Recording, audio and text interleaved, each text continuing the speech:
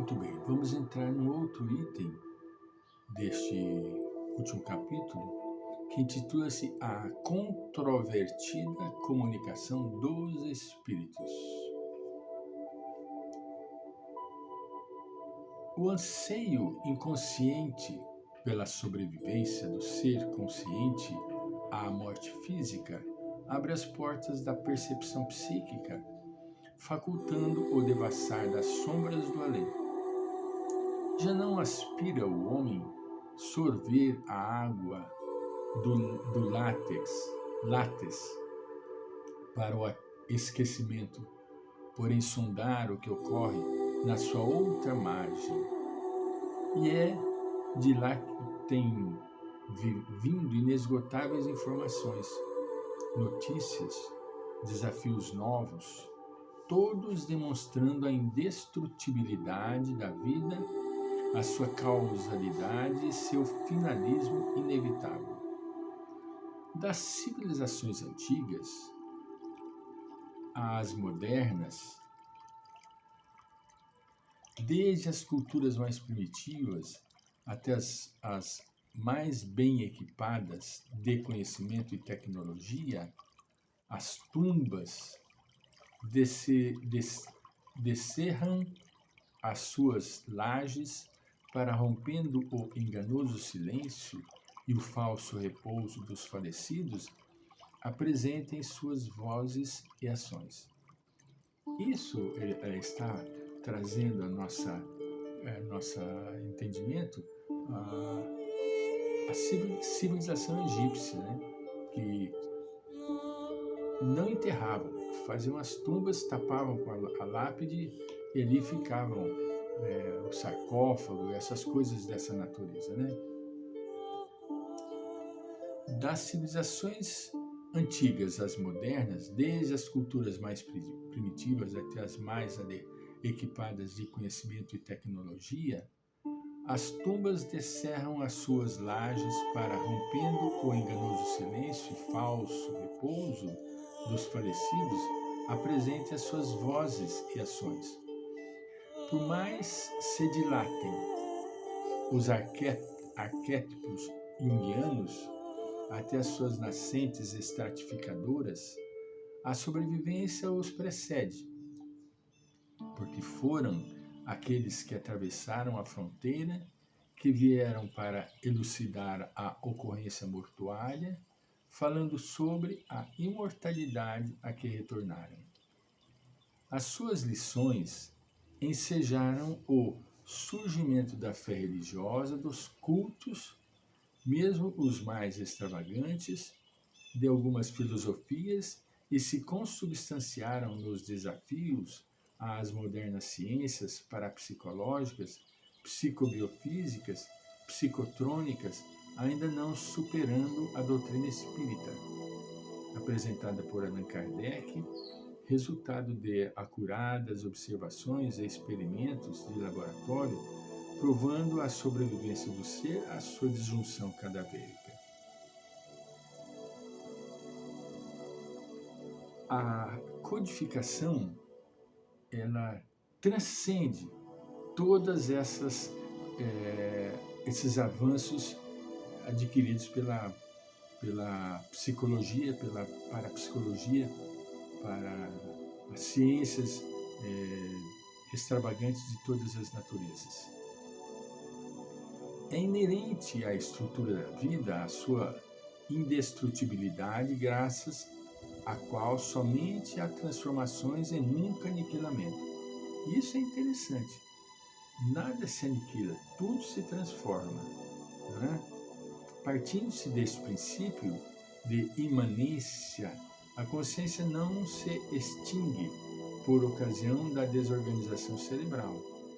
Independente dela, torna instrumento pelo qual se expressa, mas não indispensável à sua existência. Os fenômenos de ectoplasmia, vidência, psicofonia, psicografia e os mais odiernamente estudados pela metaciência, que se utiliza de complexos aparelhos Spiricom, Vidicom, atestam a continuação e independência do espírito à morte. Veja que coisa, o avanço tecnológico é tamanho, mas a doutrina espírita é atual. Tudo que eles procuram mostrar, a doutrina espírita nos trouxe com clareza pelas mãos de Allan Kardec no seu Pentateuco, nas suas 5 obras básicas, né? Examinadas com cuidado inúmeras hipóteses para explicá-los, a única a resistir a todo ceticismo pelos fatos que engloba é a imortalidade da alma, com a sua consequente comunicabilidade. Além dos produzidos pelo psiquismo humano, ressaltam aqueles que têm gênese nos seres de outras dimensões, que se fazem identificar de forma exaustiva e clara, não deixando outra alternativa, exceto a sua realidade transcendental, de seres independentes e desencarnados. Neste capítulo se enquadram diversas psicopatias, cujas gêneses resultam de influências espirituais, mediante as quais se abre o campo das obsessões, igualmente conhecidos desde priscas eras com outras denominações. Esta influência detetérea dos mortos sobre os vivos tem o seu reverso na que se opera graças à interferência dos anjos, dos serafins, dos santos, dos guias espirituais e familiares, de inegáveis benefícios para a criatura humana, inclusive na área da preservação e recuperação da saúde. Cunhou-se com efeito imediato o brocado que assevera que os mortos conduzem os vivos, tal a ingerência que tem aqueles no comportamento desses. Olha que coisa graciosíssima. Que coisa graciosíssima. Os mortos conduzem os seus vivos. Mas é fato. Porque para o espírito que está desprovido do corpo físico, ele não tem as dificuldades de penetração que nós temos. O espírito ele penetra por todos os cantos e recantos, né? Eliminando-se, porém, o exagero, o intercâmbio psíquico e físico se dá com mais frequência entre eles do que supõem os desinformados. E isto constitui bela página do livro da vida, facultando ao ser pensante a compreensão e certeza da sua eternidade, bem como ensejando atender às excelentes possibilidades de crescimento desalienante e a perspectiva de plenitude fora das conturbações e dos desajustes que ocorrem no processo de seu amadurecimento psicológico e de seu autodescobrimento. O indivíduo, ele, por falta de conhecimento de si próprio, ele estertora, ele fica doidinho, né? Portanto, é muito importante que nós venhamos a desenvolver o trabalho do autodescobrimento. Está aqui citado com Mestre Joana de Ângeles, ela não cansa de frisar esta palavra, autodescobrimento. Ela até diz o seguinte, veja bem que interessante. E isto constitui bela página do livro da vida. Entende?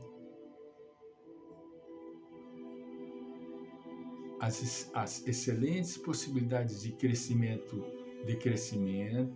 desalienante e a perspectiva de plenitude fora das conturbações e dos desajustes que ocorrem no processo de seu amadurecimento psicológico e de seu autodescobrimento. O indivíduo precisa urgentemente, emergentemente, se autoconhecer. Não esqueçamos da metodologia de Santo Agostinho no vídeo que eu citei, passado, videozinhos outros passados, não é? É preciso que a gente se prepare para o amanhã.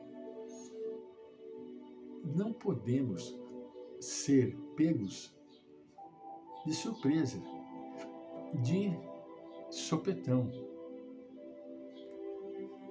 Quando nós vamos viajar, o que nós fazemos?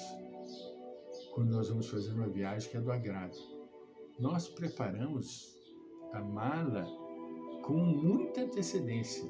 E lembra disso, lembra daquilo outro, separa aqui, separa ali, separa acolá. Mas para o nosso passamento, que é um fato real e importantíssimo, nós nem queremos pensar. Não vamos ficar, como disse, 24 horas pensando em torno do desencarne. Não. Mas nós precisamos urgentemente de nos preparar, porque é um fato real, não é uma brincadeira e não é uma viagem de passeio, é uma viagem para um plano superior, onde nós vamos colher os frutos que nós semeamos aqui nesta existência. Voltamos.